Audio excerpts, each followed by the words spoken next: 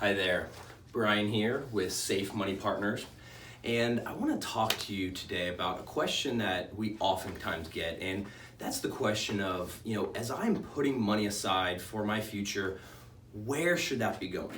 And I think the biggest deciding factor is should it be going into something like a 401k or maybe a Roth IRA. So let's talk briefly about what the differences are, and then I'm gonna kind of illustrate for you so in your mind, I think you can really understand the big differences there. So I want to share with you the definitions of Roth IRA and 401k directly from the IRS website. So a 401k is a feature, all right? So that's important to understand. A 401k is not a type of plan. It's the type of tax treatment inside of a specific type of account. So a 401k is a feature of a qualified profit sharing plan that allows employees to contribute a portion of their wages to individual accounts. Elective salary deferrals are excluded from the employee's taxable income.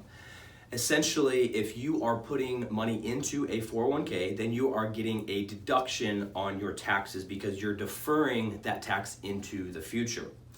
Elective salary deferrals are excluded, like I was just saying, are excluded from the employee's taxable income. Employers can contribute to the account. So if you're getting like employee match, that would be the employer contribution. And then distributions, including the earnings, are includable in taxable income at retirement. So let's look at then the Roth IRA. And a quick note on the 401k. 401k is similar to other tax deferred plans, something like a 457, maybe a 403b. 403bs are also known as TSAs, or tax sheltered annuities. So again, it's deferring the taxes into the future. So a Roth IRA, you cannot deduct the contributions. So in current day, you're going to go ahead and pay the taxes on those dollars. But if you satisfy the requirements, then qualified distributions are tax-free. One of the big advantages there.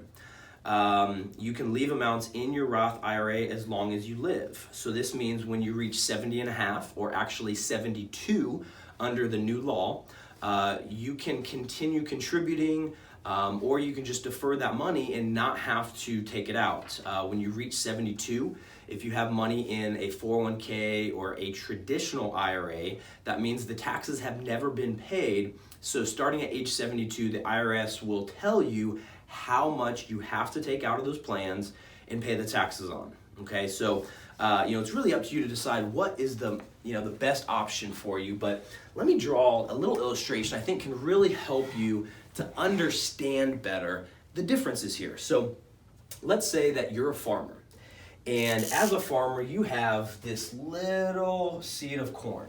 All right, so you have an option here.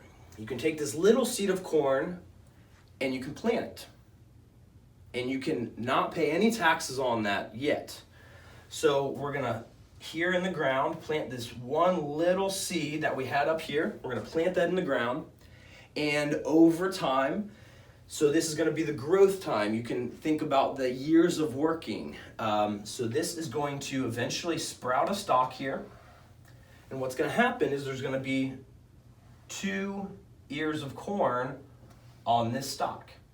And among those 2 ears of corn, you're gonna have about 1,400 kernels. So the question is, do you think that it makes more sense to defer the taxes on this little seed, and then you have 1,400,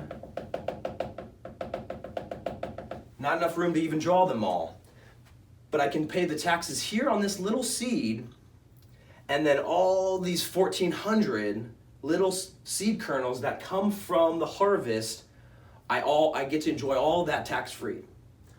Or I can say, you know what, I'm gonna save a little bit of money here on taxes, and then down the road at some point in time when I wanna take out this 1,400, I'm gonna pay taxes.